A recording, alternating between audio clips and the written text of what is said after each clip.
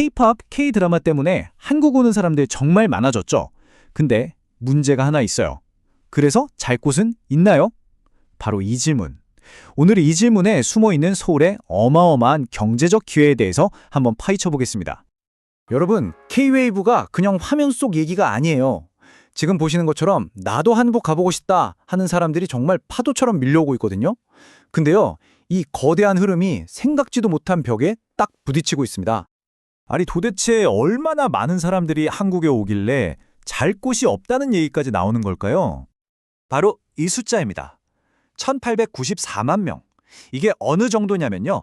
2025년 딱 한 해 동안 서울 인구의 거의 2배에 달하는 외국인 관광객이 한국을 찾는다는 거예요. 와, 이건 지난 10년 동안 최고 기록이고요. 말 그대로 역대급이라고 할 수 있죠. 그래서 오늘은요, 이런 순서로 한번 살펴볼게요.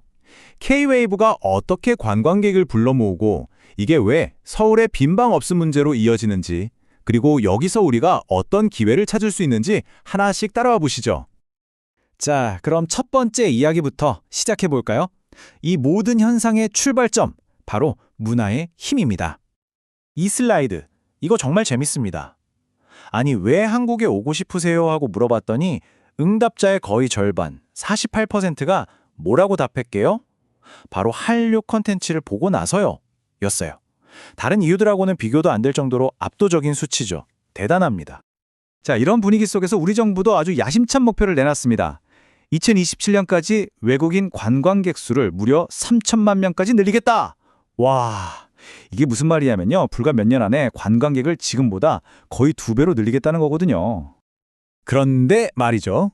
바로 여기서 문제가 생깁니다. 손님은 이렇게 넘쳐나는데 정작 그 손님들을 맞이할 준비가 안 되어 있다는 거죠. 이게 바로 경제학 교과서에 나오는 전형적인 수요와 공급의 위기입니다. 상황은 아주 명확합니다. 자, 왼쪽으로 한번 보세요. 관광객 수요는 역대 최고를 찍고 앞으로 더 폭발적으로 늘어날 걸로 보이죠. 그런데 오른쪽은 어때요? 이 사람들을 재워줄 호텔 공급은 거의 제자리걸음이에요. 완전히 엇박자가 나고 있는 거죠. 이 그래프를 보시면 지금 상황이 한눈에 들어옵니다.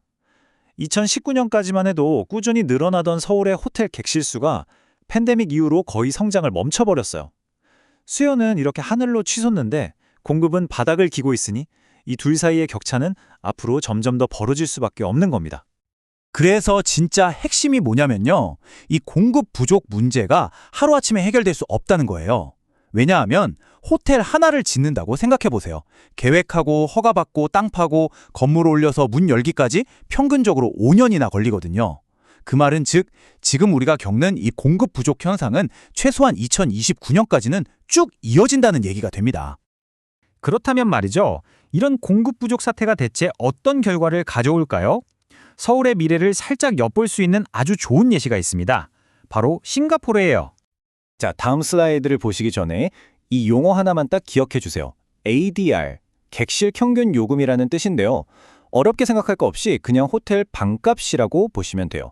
이 ADR이 높을수록 호텔이 돈을 잘 번다는 뜻이니까 아주 중요한 지표겠죠. 서울하고 상황이 여러모로 비슷한 도시, 싱가포르 사례를 한번 보시죠. 여행이 다시 풀리자마자 호텔이 부족했던 싱가포르의 ADR, 즉 방값이 어떻게 됐나요? 그래프를 보시면 특히 공급이 더 부족했던 럭셔리 호텔 가격이 거의 수직으로 폭등하는 게 보이실 겁니다.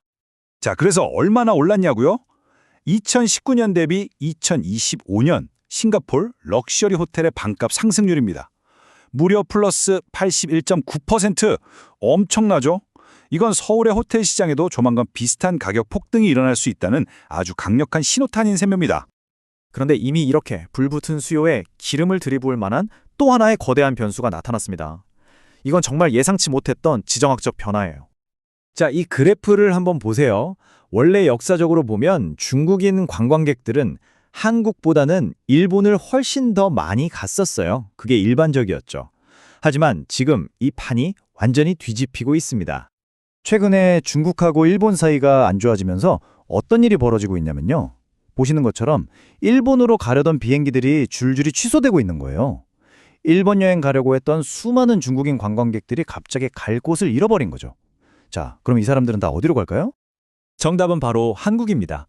여러 조사를 보면 한국이 중국인들이 가장 가고 싶어하는 여행지 1위로 떠올랐고요. 실제로 중국에서 서울로 오는 비행기 편수는 1년 만에 3.3배나 늘었어요. 일본으로 가던 거대한 관광객의 물결이 이제 그 방향을 한국으로 확 틀고 있는 겁니다. 자, 그럼 이제 정리를 해보죠. 수요는 폭발하고 있는데 공급은 꽉 막혀 있는 이 상황. 여기서 생겨나는 이 엄청난 경제적인 기회는 과연 누구의 차지가 될까요? 그리고 답은 간단합니다. 서울의 침대, 그러니까 호텔 객실을 더 많이 가지고 있는 기업들이 이 기회를 잡게 되겠죠. 이 표가 바로 서울의 주요 호텔 플레이어들인데요. 여기서 보고서가 특히 주목하는 두 곳이 바로 GSP&L과 서부 T&D입니다. 왜냐하면 GSP&L은 회사 매출의 대부분이 호텔에서 나오니까 이 수혜를 직접적으로 다 받을 수 있고요. 서부 T&D는 방값 ADR 상승은 물론이고 빈 방이 줄어드는 객실 점유율 상승 효과까지 같이 누릴 수 있을 걸로 기대되기 때문이죠. 결국 우리는 이 이야기의 시작이었던 그 근본적인 질문으로 다시 돌아오게 됩니다. 전 세계에서 K-웨이브를 타고 밀려드는 이 수많은 관광객들. 그래서 잘 곳은 있나요? 과연 서울에는 이들을 위한 잠자리가 충분할까요? 아마도 이 질문에 대한 답 안에 앞으로 우리가 주목해야 할 아주 큰 기회가 숨어 있을지도 모르겠습니다.